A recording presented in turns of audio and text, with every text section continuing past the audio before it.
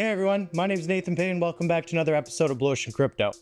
So today I want to talk about the MIP 103, which was a recent DAO proposal that was just passed from Mavia. Well, technically the voters actually were the ones that passed it, but I think this is really cool what the proposal was, what it's actually going to mean for the economy, and how they did it, put it up there before the web marketplace comes out. So I want to go through the details with you guys, give you some of my insight, and just make sure you all have a proper understanding of what this means for Mavia as a whole and you as a player. So without further ado, let's jump right in. I want to play. Okay, so we can see here at the end of July on the 30th, Sunny posted recently the DAO proposal MIP 103 was passed by the Mavia holders. It's regarding something called Dead Ruby before the upcoming launch of the web marketplace. We'll go through all the details here in a moment. This announcement serves as a notification of the enforcement of MIP 103 and the upcoming conversion of Dead Ruby. So if you're reading this message, you are advised to log in and have activity on file within the Heroes of Mavia mobile app before August 13th, basically at the end of the day, Eastern Standard Time, to avoid unexpected conversion. Those that have not logged in since June 29th are expected conversion. If you've been active, continue enjoying stacking Ruby. So right away you think, whoa, wait, okay, what's going on here? Now, yes, in essence, basically, if you're inactive, your Ruby's going to be converted. It's going to help get rid of the Ruby inflation a bit. And we'll talk about that in a future video a little bit because they've made some changes too. But I am really stoked for this. So let's go through the details of that so I can kind of break it down here. So basically they talk about how it's to cleanse the economy prior to the launch of the web marketplace. And really the purpose of the proposal is to solicit input from DAO members on a strategic decision concerning the balances of Ruby associated with inactive accounts. Now look, when we look at Ruby Scan and we look at how much Ruby is being minted and created, it's definitely a lot. I mean, Ruby inflation is a thing. We've all seen the price of the NFTs go up.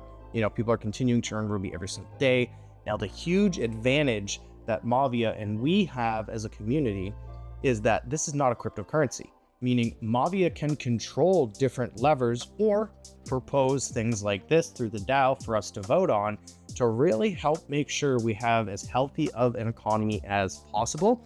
And this is something that Mavia has talked about many times that they do plan on doing on an ongoing basis. This is good. So now they're talking about, well, what exactly is Dead Ruby? Basically, if you haven't played within 45 days preceding August 6th, you're considered an inactive account and presumed to have lost interest in the game. Honestly, I agree with this. I'm glad they didn't do 2 weeks or a month. I think 6 weeks, basically a month and a half, is more than fair. If you haven't logged into the game at that point in time, you're not doing anything, you're not collecting your collectors, you're not progressing with the game. You might come back later, but that's, not the concern here. So they talk about as the game's economy is set to expand with the introduction of the Ruby exchange, it's imperative to address the peasants of Ruby within active accounts. Now, someone actually asked me this question. I thought it was really good. Why do we care about inactive Ruby if the account's inactive and not going to do anything to begin with anyways? And it's because of Ruby Scan and how we're tracking the total supply and how that total supply really does have an impact on the prices of the NFTs. And clearly Mavia, and I agree with this, think that's going to have an impact on the web marketplace because we know you're going to be able to convert Ruby to Mavia. And if there's just more Ruby in circulation, that's obviously going to impact that conversion or that price.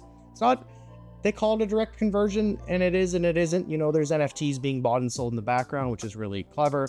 But seeing something like this is really exciting for me because it means that people that are active and are earning Ruby, our Ruby will be more valuable. So I really like when I see initiatives like this taking place or votes coming up because it means all the energy and time and effort that I've spent since the beginning of this year farming that hard-earned Ruby just became more valuable. That's pretty awesome, right? So they're talking about, since the initial launch, players have accumulated Ruby actively by participating in the game. However, there's some inactive. So basically they're saying, hey, should action be taken on inactive accounts regarding their Ruby balances before the launch of the exchange?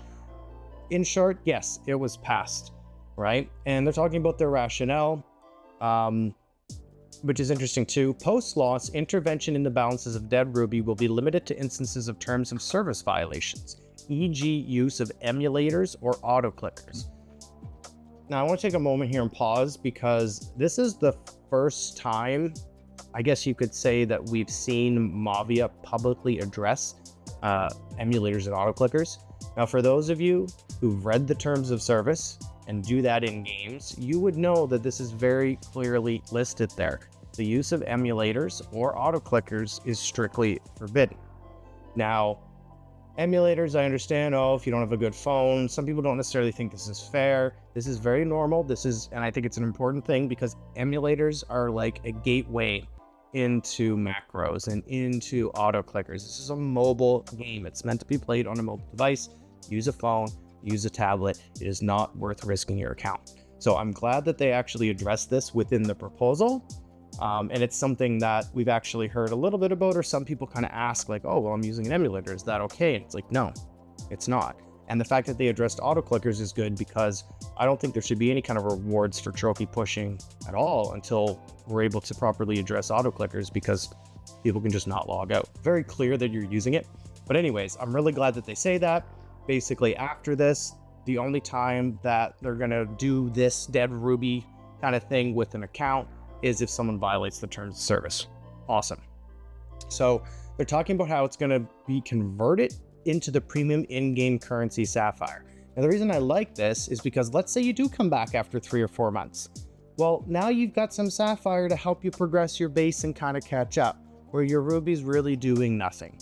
It's also going to prevent people from just logging back in who haven't played in 2 or 3 months, converting their Ruby and getting out of Dodge. We don't want those people around. That's not going to be very healthy for the ecosystem, right? So they do talk about how notifications will be disseminated across all communication platforms to encourage users to log in, basically saying, hey, if you see this, log in, make sure you're active. On August 6th, accounts that have not logged in since the 22nd will all get this inactive category assigned to them. And then the dead Ruby will be converted into Sapphire at a rate of 1 Sapphire per 20 Ruby. And I actually think that's kind of generous. Maybe 1 Sapphire per 100 might have been better, but I think they're considering, well, people were only earning 100 Ruby a day at a certain point, and then the increased rates. Not everyone's max HQ or max trophies. So I actually think this was rather generous of them for them to do the 1 Sapphire per 20 Ruby. And like they said, the conversion will enable returning users to enhance their base and resume efficient Ruby accumulation. Any residual Ruby that cannot be fully converted will remain on the accounts, and it will not impact active players in any way. And then they just talk about the timeline here a little bit. July 9th was the commencement, the 23rd was the conclusion, and then the 6th is the scheduled conversion for inactive users. I'm also really curious to see how this is going to impact the NFT prices in Ruby when we just know so much more Ruby is taken off the plate, so to speak, and it was quite a bit. I don't remember the exact percentage, but it was a lot. So just to kind of come down here, actually, if I scroll up, we can kind of see the results. We had a 94.7% for, 5.3% against, and 0 abstain. Once again, just to kind of summarize, I think seeing things like this is incredible. This is really inspiring to see, because we need things like this for the health of the economy. And I obviously 94.7% of people who voted totally agree with that. I'm curious what you guys think about this. Are you happy about it? Do you think it's fair?